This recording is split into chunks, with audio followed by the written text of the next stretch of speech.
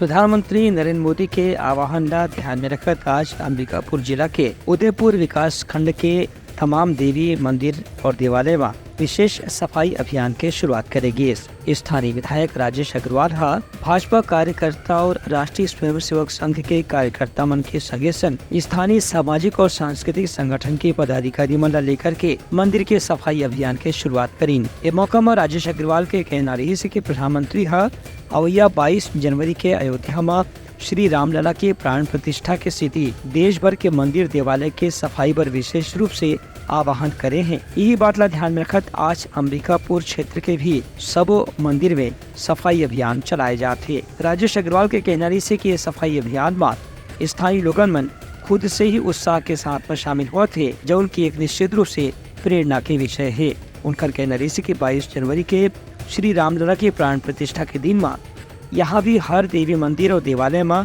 दिया जला के उत्सव मनाया जाए। ब्यूरो रिपोर्ट, उतलंघा न्यूज।